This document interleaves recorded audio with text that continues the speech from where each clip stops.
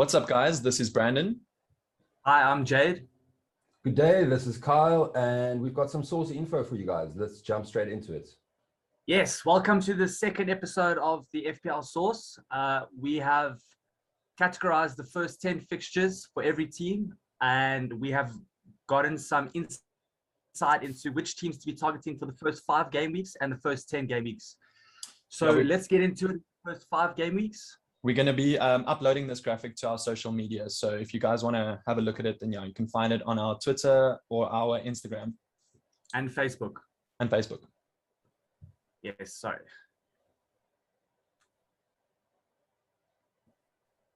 Right. So as you can see there, I've sort of ranked them according to what I could justify, but obviously all the information's there so you can make your own opinions. So firstly, we've got Aston Villa, which have 3 green fixtures and 2 red fixtures. They play 2 newly promoted teams in game week 1 and game week 3, Watford and Brentford. Just one thing to remember though, those 2 red fixtures is Chelsea and Everton in game week 4 and 5. So maybe the first 3, but pull out game week 4 and 5 depending. Man United is second on that list there with 2 green, 1 red and 2 neutral. Their only red fixture is West Ham in game week 5. So ideally, they aren't too bad. Thirdly, there's Liverpool with 3 green, 1 red, and 1 neutral. And their first game week is very important there. It's Norwich, which if anyone who's played last year knows Captain Salah first game. So that's a goodie. Do you guys have anything to say about the first 3 there, perhaps? Yeah, so looking at Aston Villa's fixtures, they have 3 really, really easy ones for their first 3 games. And then they have their 2 red fixtures. So I think a lot of people are going to jump on the bandwagon for starting with a lot of Aston Villa players for like in the beginning of the season. And then around game week 4, their fixtures turn. So I think a lot of people are going to transfer in some Aston Villa players there and then transfer them out game week 4. I think it's a good strategy. Looking at Man United, I think they probably have the easiest fixture run, in my opinion. I'm going to focus them a lot because their first game is Leeds, which at home it was 6-2 last season. So that's just, points galore for an FPL perspective. Then Southampton, Wolves, Newcastle, and then their 5th fixture is West Ham away. So I'm really focusing on Man United for the beginning of the season, non-biased, even though I am a United supporter. And then, Liverpool, although their red fixture is against Chelsea, their other 4 fixtures of the first 5 is spectacular. So also really strong assets to have there in both attack and defense. So I wanted to say something. If Aston Villa lose Jack Grealish to Man City, would people still be jumping on the Aston Villa bandwagon for the first 3 fixtures? Do you think? Potentially. I would. Who would you jump on? Would you jump on Martinez from a bonus point clean sheet perspective, or would you jump on like an Al Ghazi or? I definitely think that Aston Villa have spent a lot of money trying to replace Grealish already. So they've got Buendia, who we've already spoken about in our previous video. He supplied something crazy like 16 goals and 16 assists for Norwich in their previous season. So having that a creative midfield player now in their team, with or without Jack Grealish, I still see a lot of points coming there, especially in those first 2 matches. Plus, it must be said that Martinez just won the Copa America final with Argentina. So he's going to come in with big balas and he's going to, I think, have an even... Translation, that means big balls.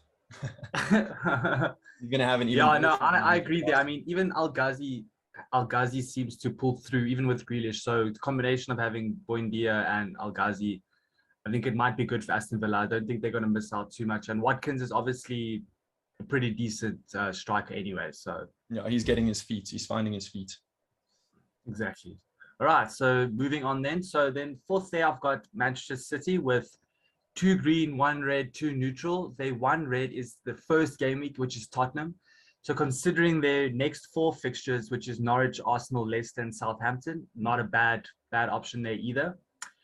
Also worth mentioning that Tottenham are still without a manager, although Nuno seems like he's the next in place, and they might be losing Kane. So some iffies there. Yeah. Brighton has 3 green and 2 red. They face Watford and Brentford, which is also 2 newly promoted teams. They face them in game week 2 and game week 4. And between that, in game week 3 and 5 is Everton and Leicester. So some green lights going there, especially if you've got your bench player to sub around with. Then 6th, West Ham, which is 3 green fixtures and 2 red fixtures.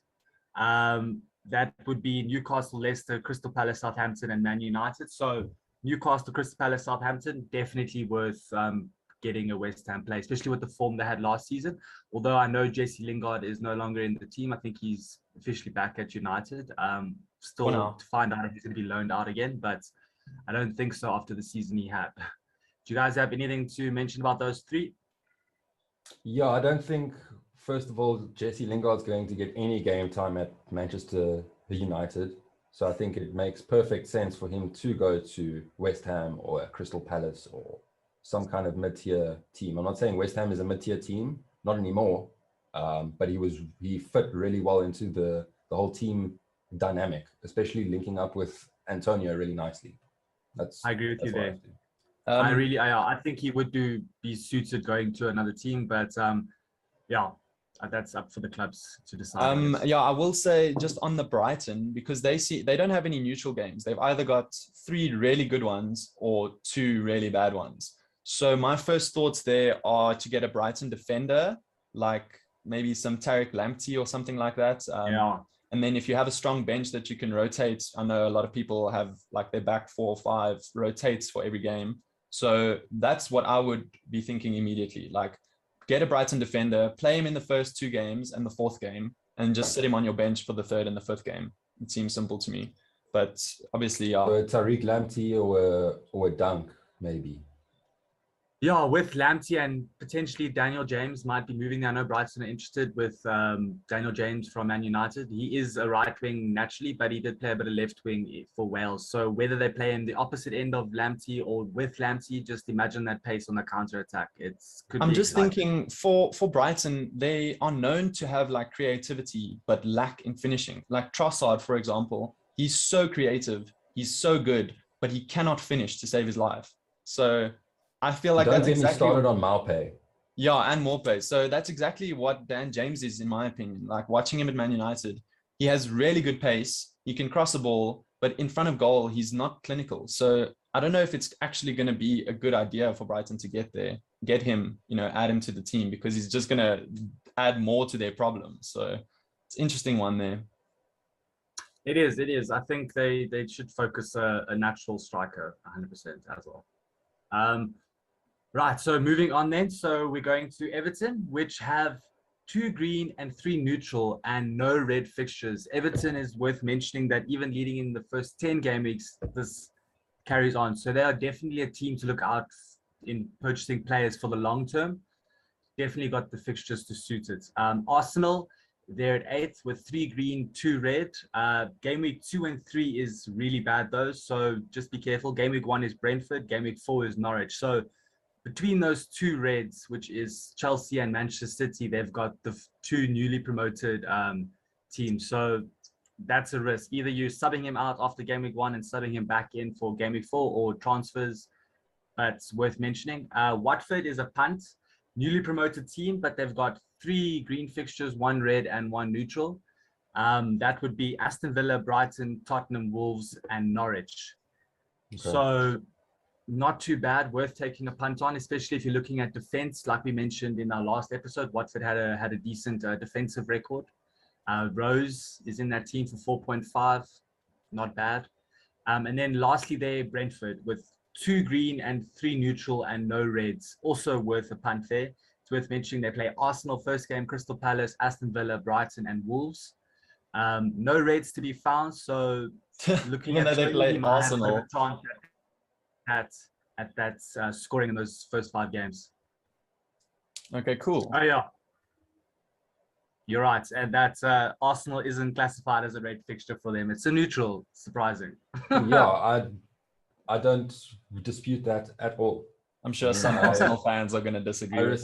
I respect Mikel Arteta as a coach, but I mean, as soon as Aubameyang became captain, his performances just dropped, and I don't think he can handle the responsibility as accurately as what he should be able to. I did see a graphic about Arsenal that says it showed the goals conceded in the past 5 years or whatever in the Premier League, and it's something like for example 60-60, and then as soon as Arteta came, it dropped to like 40-40. So there was like a big difference in terms of goals conceded. However, they have also dropped in goals scored. So yeah, they've tightened up, but they are less creative. So I'm actually pretty interested to see what Arsenal is going to do in this transfer window, because yeah, they could come back as the dark horses. Yeah, they do have some targets out there. And then it's worth mentioning that I did classify some no-no teams, which you should try and stay away from in terms of the first 5 fixtures. Let's get into that. Norwich have a terrible opening run there. They play Liverpool, City, Leicester, and Arsenal, and then game week 5, Watford. So no, I really wouldn't recommend getting a Norwich player at all at the beginning there. Then Crystal Palace also don't have an easy run, with starting with Chelsea, going to Brentford, then West Ham, Tottenham, and Liverpool. So, I mean, game week 2, Brentford would be the only game for Crystal Palace, but considering their defensive history from last season, I wouldn't be going up against the other teams with a player from there. Right. Yeah, I think, and then the other ones you can see. Actually, Brandon, you changed that screen a little bit too early. Sorry, it's Leeds and Chelsea. Leeds, I see here, has Man United, Everton, Burnley, Liverpool, and Newcastle. And then their next fixtures after that are awesome. So I'm wondering if I would probably say that out of these 4 teams, Leeds would probably be the no-no that I wouldn't stay away from. I'm looking to get Rafinha, probably like everyone else in the world at the moment, because he is a bargain. Man United is basically, it can go either way. The Leeds versus Man United games are always quite high scoring and entertaining. Everton at home, I'm not sure if that's a red fixture in my opinion. So looking at that, the real hard one is Liverpool at home, and then obviously Man United away. But I'm still looking at Leeds attackers, definitely. 100%. And then Chelsea, also worth mentioning, they have Crystal Palace opening game, not bad. Then Arsenal, then Liverpool, then Aston Villa, then Tottenham. And just to mention it, game week 6 is Manchester City. So have to be brave. Yeah, Chelsea for the UEFA champions, they're not the easiest start to their season. All right. Yeah, and their 3 fixtures, their 3 red fixtures are all away fixtures. So that compounds.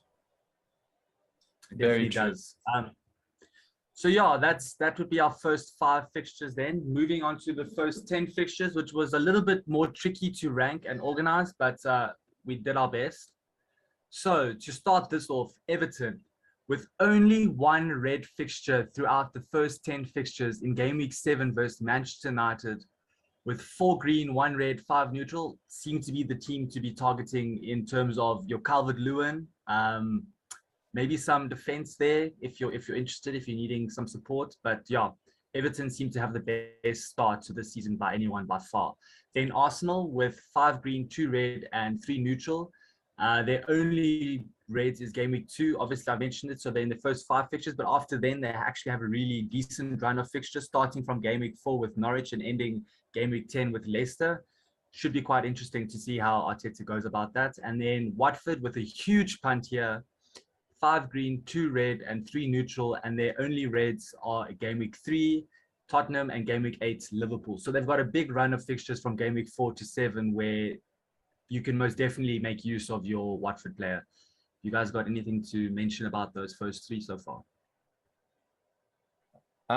Yeah, I would say that Arsenal is looking tasty to me. If they can sign someone somewhere, I think they will have a pretty good differential that not many people are going to take a look at. Aubameyang, we all made the mistake of getting him in our team in the first game last season. So I don't know. Very overpriced in my opinion too. How much is he? Is he 11.5 or how much is he? Yeah, he was in the 11s. I think this season he might be at 10, but anything above 10 still to me with Aubameyang, it's too risky. If he has the form, then yes, but considering last season, it wasn't worth it at all. And tell me, what happened to Willian? He started the season out quite well, and just dropped off the map completely. What happened there? Yeah, I don't think I he think gelled well with the team, to be honest. Yeah, I think there might be some internal disputes there or something, or fitness, or I'm not too sure. He is a bit older, but yeah, no, yeah, there's some problems with William for sure. All And right, the then last moving. question I wanted to ask, sorry to interrupt once again, but why is Aubameyang playing on the left wing instead of out and out striker? Surely Because that's where his Lacazette, skill set lies. But To make use of he's in, Lacazette, he okay, doesn't really do well outside of playing number 9. So yeah, Aubameyang can shift. So I that's feel what they like kind of do. yeah, I feel like to Integrate. fit Lacazette, Pepe, and Aubameyang in the same team, there's not really many options of where you can play him. So yeah, I would okay. probably do the same thing. And I know a lot of Arsenal fans were crying to see all three of them start at the same time. So I think that's the only way you can fit him in. Right. Right then, moving on to number 4 here, which is West Ham with 4 green, 2 red, and 4 neutral. Their only 2 reds is game week 2 and 5. So looking from game week 5 onwards, it gets quite interesting for West Ham. It would be Leeds, Brentford, Everton, Tottenham, and Aston Villa. So some interesting selections there for them, especially with Antonio. It's Not weird. bad. It's weird that Tottenham is a neutrally rated, but Yeah, it is. And okay. It's a London derby. that's a London Those always crackers. dispute, isn't Yeah, it? so I'll just say maybe have a look at that. I did see that West Ham played a friendly, actually, their first club friendly yesterday for preseason, and they Oh, wow. drew 2-2 to Dundee United. Even though it was like a second rate team. I saw Antonio played some minutes, Bowen played some minutes, and yeah, a few other Benrahma, I think. But yeah, they What obviously about didn't have Vladimir Sufal? I'm not sure. I can find you He's a the shout. full lineup if you want me to, but yeah, I think Antonio and Bowen were the main standouts there. Yeah, I don't know about Sufal. He did just come out of a Euro, so I don't know if they'll throw him straight back into a Yeah, I don't preseason think game. Safal played. And one of their unsung heroes last season, or quite well sung, I should say, was Cresswell, especially from an FPL standpoint. Yeah, he did with his assists. Beginning of the season, especially, he was a really good playmaker. Yeah, I there. saw a comparison between the two, and their numbers were actually very similar in terms of like underlying numbers, as well as their outputs in terms of like assists, goals, whatever, clean sheets.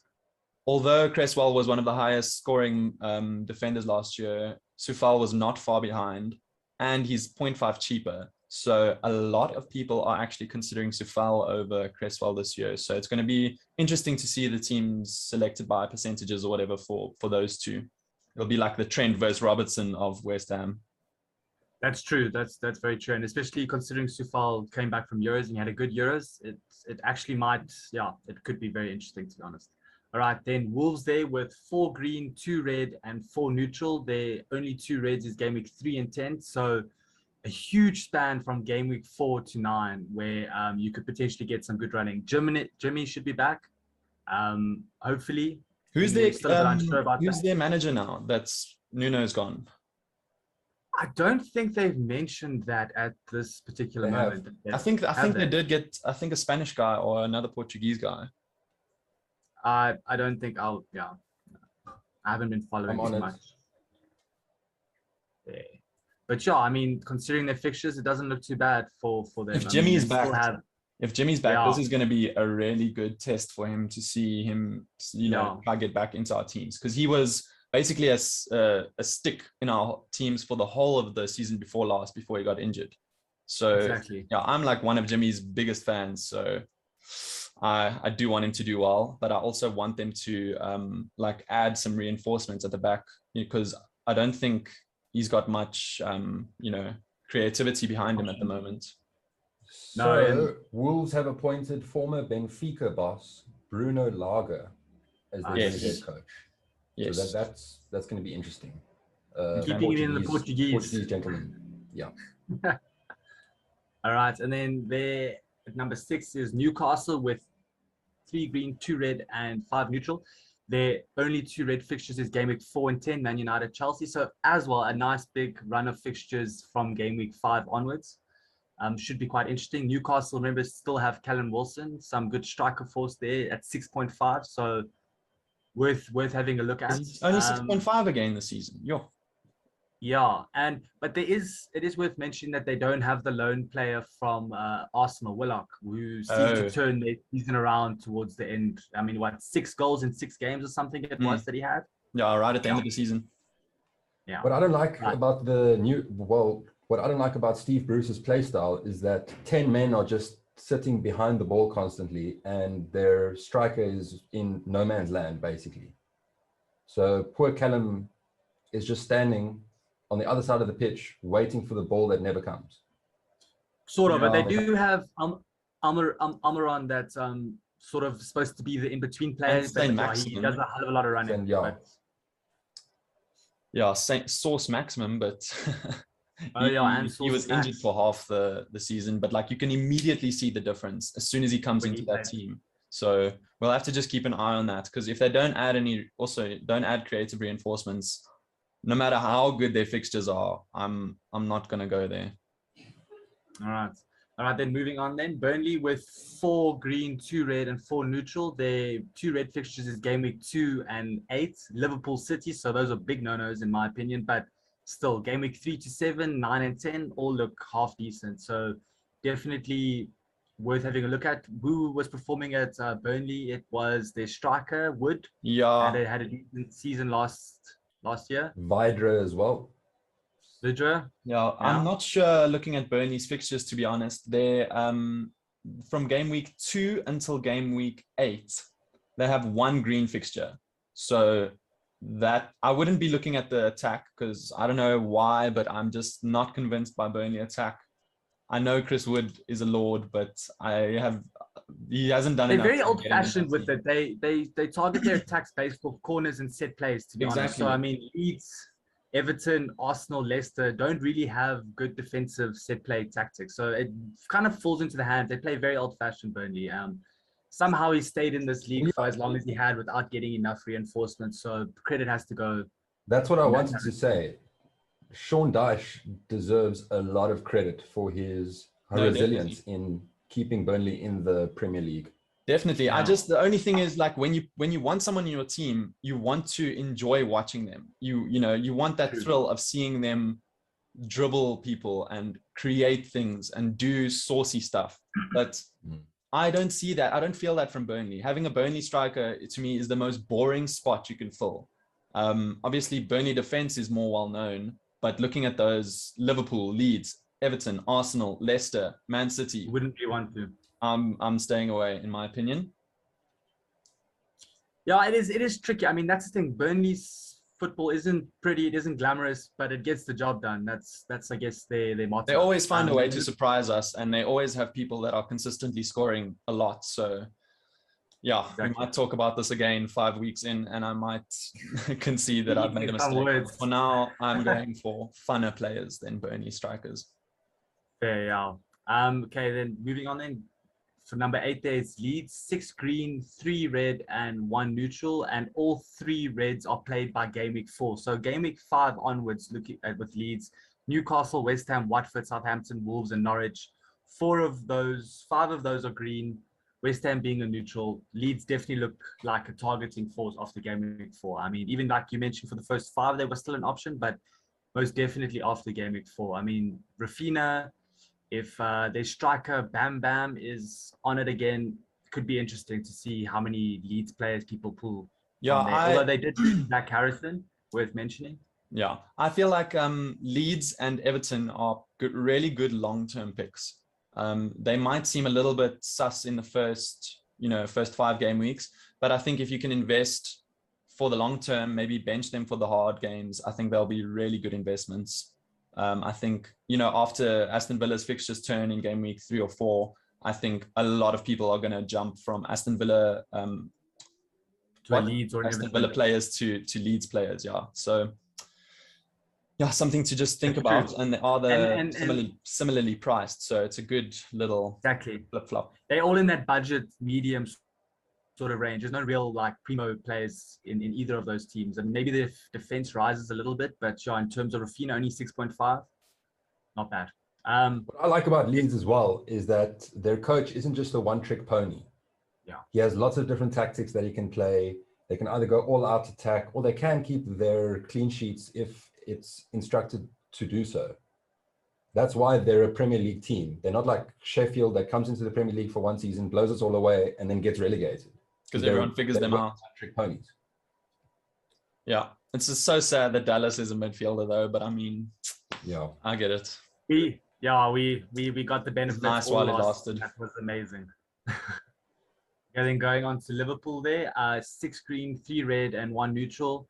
The 3 reds are spaced out, so you're definitely going to have some good games between some bad games. The 3 red fixtures is Chelsea, City, and Man United in game week 3, 7, and 9. So definitely worth a punt in terms of Liverpool and their standard that they normally play in. They should win most of those games. Salah, Mane, all interesting primos to get in your team.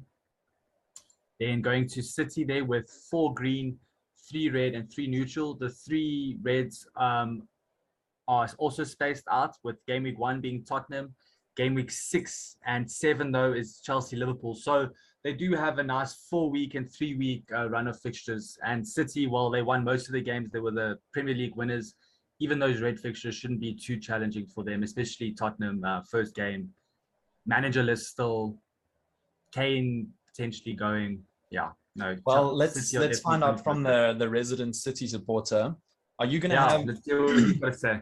Are you gonna have what's nice your team, or are you gonna just wait and to see the rotation, see who's in the first team, see how they gel, see who gets? What's great about City is that, I'm sorry to interrupt. What's great about City is that they're great long-term transfer options. They're just like Liverpool in that fact, where you sign a Man City player, obviously you're going to need the game time to back them up because of Pep roulette. But someone like Kevin De Bruyne, someone like Ruben Dias, that guy is going to play almost every game throughout the season. He's going to score you bonus points, going to score you clean sheets. He's going to get a header goal here and there. I think those are fantastic long-term options. So are you a firm believer in get the ones that are nailed and nobody else? I had Foden in my team, but I think he's definitely a rotation option for Pep. Even now, he's starting to come into his comfortable zone. He's very vibrant and versatile as a player. So he might get more game time this season, but I definitely think rather go for the set playmakers of the team, like your Kevin De Bruyne. Right, moving on then to Leicester. They've got 5 green, 3 red, and 2 neutral. Their 3 reds is spaced out, so also worth having a punt, although I have seen some rumors that Maddison might be leaving. Not too sure though. Vardy's obviously getting older, so not sure how Leicester's going to play this season. They had a decent season last year, unfortunately for them to not make UEFA. And then lastly in that list, there is Chelsea with 6 green and 4 neutral.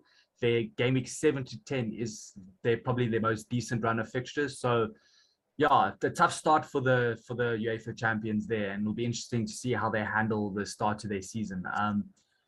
I don't know if you guys have some questions before I go into the no-nos. I was just going to say that Chelsea has a very interesting fixture run.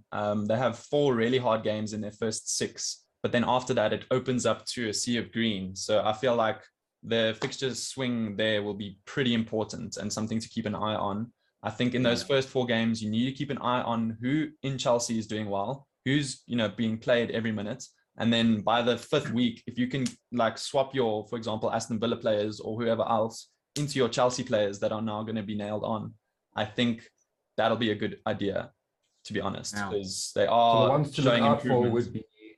The ones to look out for would be your Mason Mounts, your Kai Havertz, Timo Werner maybe, and then from a defensive standpoint, James. It's quite rotated, but Reece James. Do you think Azpilicueta has another season in him, another full season? I think he does, yeah. I think he does. As a club captain, yeah. I don't know about a first team captain. We'll have to see how his legs do this season. But he is quite fit nonetheless. Chilwell on the left. Chilwell. Yeah, Chilwell too, you're right. But he fell out of favour when Tuchel came. Just on those fixtures, it's Southampton, Brentford, Norwich, and Newcastle. So also 2 newly promoted teams. So yeah, you're very right about that. Okay, then moving on to the no-nos. Into the first 10, I've got Aston Villa there. That's because from game week 4 to 7, it's all red with Chelsea, Everton, Man United, and Tottenham, and game week 9, Arsenal. So Aston Villa start well for the first 3 games, but then sort of fall off the bandwagon a bit. Spurs, Tottenham have City in game week 1, Chelsea game week 5, Arsenal game week 6, and then game week 9 and 10 is West Ham and Man United. So iffy for Spurs. We'll see how Son does. They are big game players, to be honest. They do pretty well in big games, although that was with Kane usually. So I'm very curious to see how they do if they do sell Kane, and who would they replace him with? Because right now they don't have any secondary striker, do they? No, not Vinicius. And they're going to need to sign someone. I wanted to state that the stats of Son actually increase when Harry Kane is off the pitch. This is true. Son kind of does step up. So I think he could become but does the team stats ultimate talisman. Yeah, the team stats don't increase, even though Son's team stats don't increase. So I think if Kane leaves, there's going to be a huge Kane-sized hole that needs to be filled. And yeah. 100%. And then moving to Brentford there. They have no red fixtures in the first 5, but from game week 6, it's Liverpool, West Ham, Chelsea, Leicester, and then Burnley for game week 10. So for the newly promoted there, life gets a bit challenging, and welcome to the Premier League from game week 6 onwards. So good luck to Tony. And then Crystal Palace, which was a no-no in the first 5 fixtures and a no-no in the first 10 fixtures. Crystal Palace played Chelsea in game week 1. West Ham game week 3, Liverpool game week 5, Manchester City, no. Leicester game week 7, Arsenal game week 8, and Manchester City game week 10. So honestly, they've got like on and off raids periodically throughout those first 10. So, and with their bad... Why is the Tottenham neutral in game week 4? London Derby, they seem to be doing this. Okay. Yeah, we got this off the FDR rating from the FPL app and the website. So this is what they say. It is a bit interesting to see some of these. But so yeah, last thing I just want to add is the difference between your first 5, the first 5 rankings that we did and the first 10. I feel like you need to start the season well. You need to target some players who are going to have consistently good fixtures in the first 5 matches, obviously. So that's why we did it separately, the first 5 and the first 10. So yeah, it's really important to get running, set off on the good foot. And then you mustn't fill your team with players that are only, have good fixtures for the first 5. You need to have some that you can keep in your team so that you save those transfers, that someone like Everton or, who you said from the first 10. So yeah, it's just something to keep in mind. I think team structure is definitely going to come into play here. I mean, your primos, you don't really want to be changing too often, but in terms of like Everton, you can definitely find some good budget players for a long-term period and able to alternate your Aston Villas into your Leeds players and so on. So yeah, I think some team planning is definitely going to need to happen. We are going to do a video on team structure and how the currency works and everything like that in the next episode. So yeah, keep your eyes peeled for that. But yeah, I think we're wrapping up this episode. Thank you for watching. Cool. Thanks, guys. Stay saucy. Yeah, have a lovely day. Thank you so much. Enjoy. Cheers. Peace.